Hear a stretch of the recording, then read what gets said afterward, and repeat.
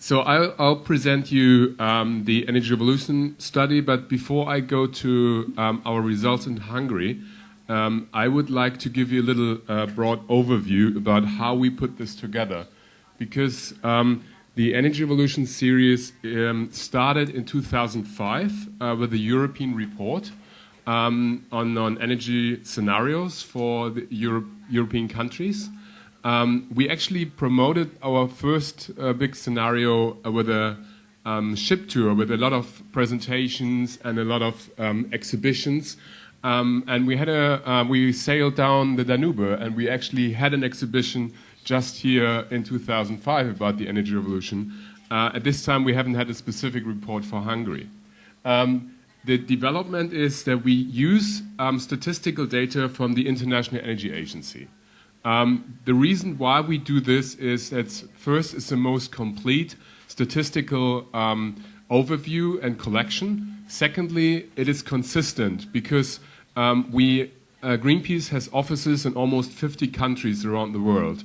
And we have, for most of our countries where we have an office in, we have an energy scenario.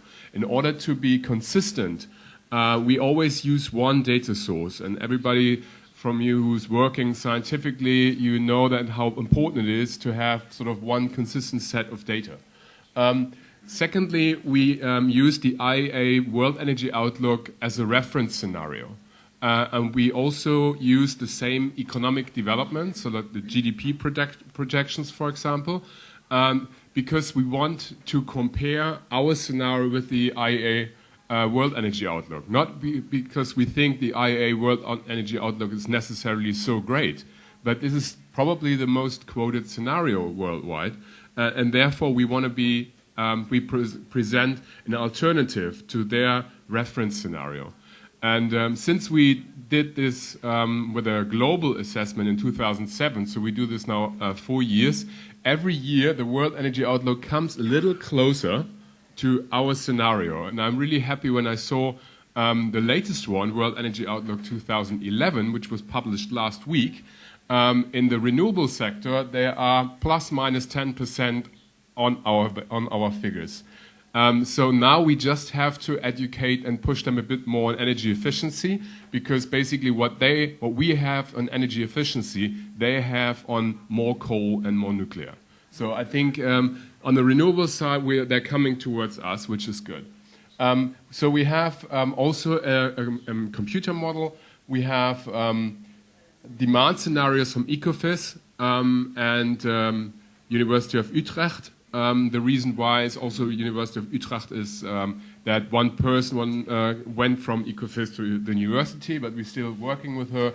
And the German Space Agency is doing all the modeling, all the scenarios. And the European Renewable Energy Council, which is sort of the umbrella organization of the renewable industry, checks the numbers and the cost estimations, because we would like to have also a partner in terms of the industry, that the renewable industry actually says, yes, we can deliver that in the given time frame. And we have a large review process as well. So what is our limit? I mean, we're coming sort of top down. First, we see that we need to avoid dangerous climate change. That gives us a certain amount of carbon we are sort of allowed to emit into the global atmosphere. And that gives us, again, some CO2 reduction targets.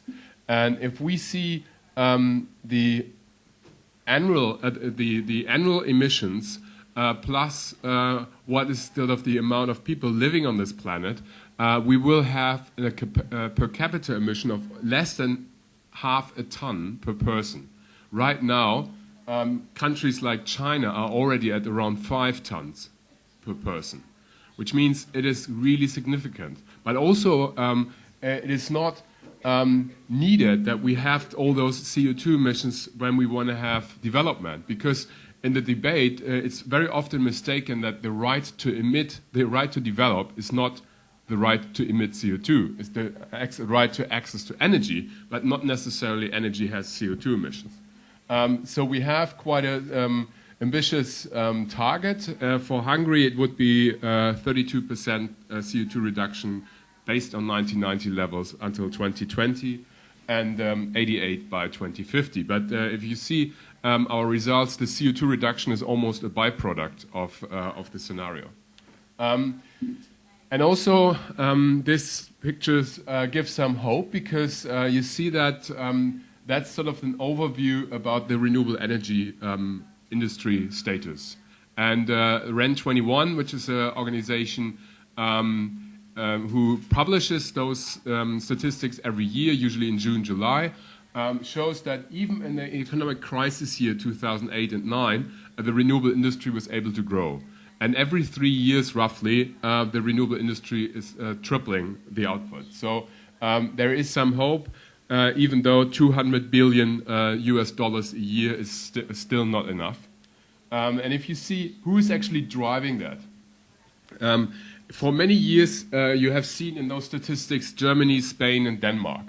And luckily, now you see China, and China, and the US. And Germany still, but Germany will disappear. And even though my home country is Germany, I'm very happy that Germany disappears, because Germany is very small compared to those countries. And if a small country would be able to lead the global market for renewables, that simply means that the global market is not big enough, because we need the big countries on top. But also you see that rarely any Central European country is listed there, except the Czech Republic on PV, sort of on the rank 3 on photovoltaics. Unfortunately, they will disappear completely in the 2011 statistics, because they killed the solar industry after 1 year, because they filed a law. The law was probably surprisingly successful, and it was too successful, so they killed this new industry straight away, just to make sure that they won't grow any further. And you also have global rates, like the wind industry grew by 250% over the last 5 years, and PV more than 1,000% over the last 5 years. So it is actually on a quite good way. And this is the global power plant market the last 40 years. You see, it was in the 1970s, it was a little bit nuclear, coal, gas, hydro. And the mix sort of was stable until sort of 2000. So 30 years, not much changed. It went a little bit up and down, but the global market always was around 80 to 100 large power plants, sort of the size of that, the output. And then something started. In 2000, you see that the power plant market went up, and you also see that the average market size was about 85 gigawatts, was basically supplied by renewables the first time. So renewables actually grew rapidly, and you see that the development of renewables, it's going up, while gas was sort of the main source, and coal looks scary as well. And you see these red bars, they are nuclear. So that was Chernobyl. And then, okay, there were some nuclear power plants under construction, but then basically nuclear sort of was always a tiny little tip on in the power plant market. You can say it's sort of dying a very slow death, but I wouldn't call them dead yet, unfortunately. So if you have the same and you subtract China, so this is the world market with China, and this without. You see that coal is missing. So 90% of the new coal power plants worldwide are built in China. While also 50% of all the wind turbines are built in China right now. So China is building a lot on new power plant capacity, and whatever China builds in the next 10 years will lock in the global community into some emission pathways, because those power plants will be operating for the next 40 years. This is the power plant market for Hungary. I have to say it's very hard to see a concept of energy policy there. It's like, okay, we have a little bit coal, then let's go for gas, and then no, we do nuclear. And then they said, no, nuclear, obviously, no. And then nothing, and then gas, and then here's a little bit renewables. It's a little bit confused. Interesting enough, we had our press conference yesterday, and there was one journalist from Paksh, and she could see a very clear strategy behind that. I couldn't. Maybe you can help me later on in the discussion. That's basically the picture, and now based on that, we have a logic, and this logic is basically step one is energy efficiency, because the cheapest energy is energy you don't need. Structural changes, that's probably the biggest obstacle, because we implement a mix of decentralized renewables and some large-scale renewables. And the way how you operate the grid, how you operate and organize the energy supply is very different. And I would actually compare that with the communication technologies. There was analog technology for many, many years, and then due to the development, the whole technology switched from analog to digital. And I think this is what we basically have to do in the energy sector as well. We have to switch the way how we operate the whole systems, because we don't have one power plant in one spot. We have 1,000 power plants distributed over the whole area, and to operate those power plants is different. Then we have energy efficient transport, which is another category, because it's not just efficiency but also infrastructure change. And then sustainable fuels. What we promote is not just solar or not just wind. We promote a mix of renewables, and we use the renewables available in the country. So we do an assessment, and what's the potential for wind, for solar, for something else. So for example, if we would have an energy scenario, let's say for Alaska, we probably would not really promote a lot of solar there, but wind or other sources. Jumping to the first results. Energy intensity. Energy intensity is a very interesting parameter, even though it's sort of an artificial parameter. It basically shows you, after you do this scenario modeling, or during that, it shows you how many energy units per dollar or euro GDP you actually need. And then you see that how efficient a country is. Hungary is pretty much in the middle, sort of on the world average, with around 4. The worst we ever modeled was Russia, with almost 9 energy units per dollar GDP, and the most efficient one is Japan. They are around 3 right now.